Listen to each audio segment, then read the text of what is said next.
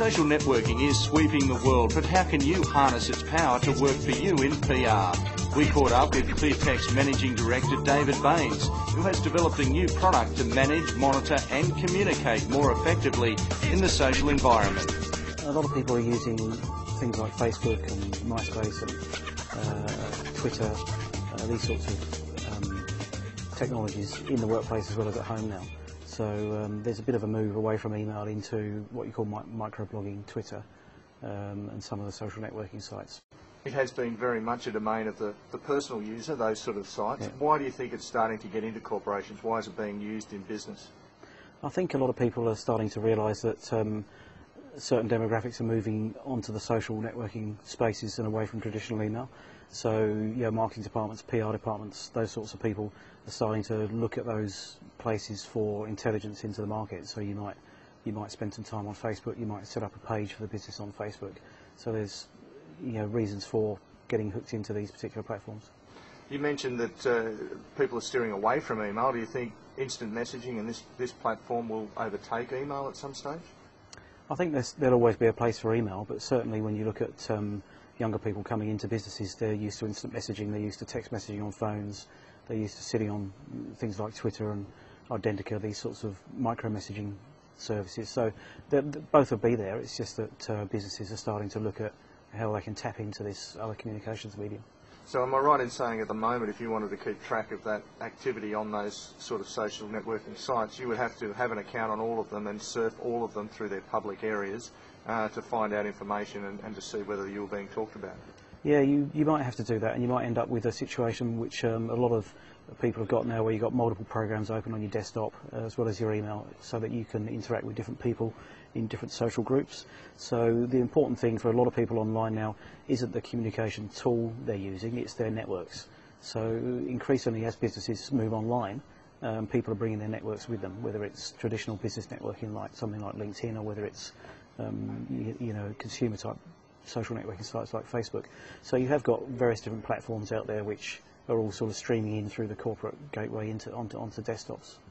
So to be able to control that, you've come up with a program that allows you to have all those social networking sites open and to be able to look at them under one platform. What are the benefits to that, and explain what it actually does and how it works? Yeah, well, but the benefit is that, or we think the benefit is that if you can aggregate all those different streams of information coming in and apply some sort of search and archiving and some sort of triggers on the data as it's coming in much the same way as people set rules up on their email to put things in folders, then maybe that's a real value proposition to something like a PR part of a company or a news agency, so that they can actually see these, control these feeds that are coming into their business. What we're hoping to do is bring that a bit further and start to aggregate the conversations that are online in these various different social spaces. So if people see a release and start reading it, they're quite likely to jump on Twitter and say, hey, just seen this cool new product, and send the link. So it'll enable you to track that sort of response in the real-time sort of social networking world, rather than waiting for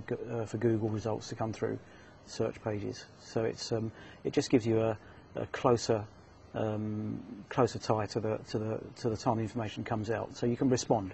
You can reply to those people directly. They may be sales leads, or you can address a concern that someone has online immediately and get them to retweet a correction or to provide more information about the issues they have. A lot of these new social networking sites spring up quite quickly, and it's quite difficult to keep abreast of where people are talking about your products and services.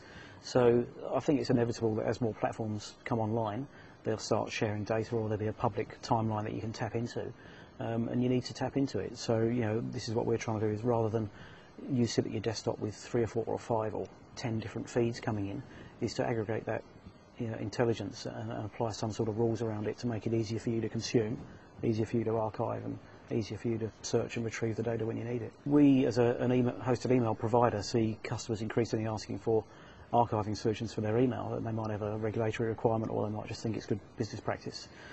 So right from the outset, this new platform has the ability to archive all that information coming in, so that you can store it for future research. So you might subscribe to the service, set up a few keywords that relate to your particular area of expertise or the products that you're selling, and then you'll be able to go back and data mine that at a later date. Well, the idea is that rather than a traditional email program where you've got an inbox and you have to sort things yourself, is that sort of technology has been around for a long time. There are very powerful database type technologies that you can run in the cloud as an internet-based service, or you can run on your desktop. So what we're doing is we're archiving and routing this information to you through the net, but we're also going to give you a desktop piece which will enable you to apply some smarts around that information as it comes in. So you're not presented with just an inbox full of hundreds of messages every day, rather you're presented with a summary that might say you've got 15 messages today around your top 5 keywords, or enable you to set up canned searches. So you'll end up with something that's more like a dashboard than an inbox, which enables you to define what you're really interested in without having to wade through a big list of unread messages. Do you think people realise how powerful social networking and the instant messaging phenomenon that we're going through at the moment really is in terms of driving brands and marketing and public relations?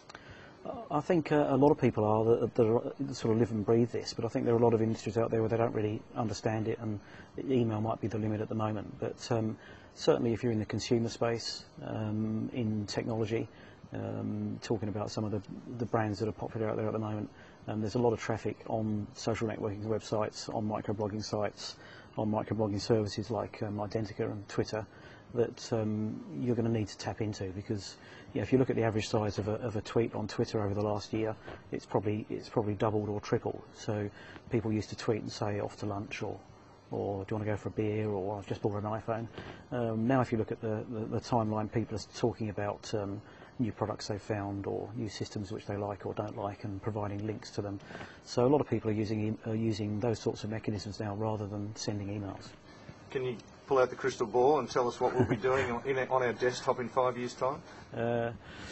If I could, that would be good. But no, I think that more social networks will pop up. I think that people will start to consume this data in a standard format. So one of the formats we're working on is a recently ratified standard on the net for instant messaging.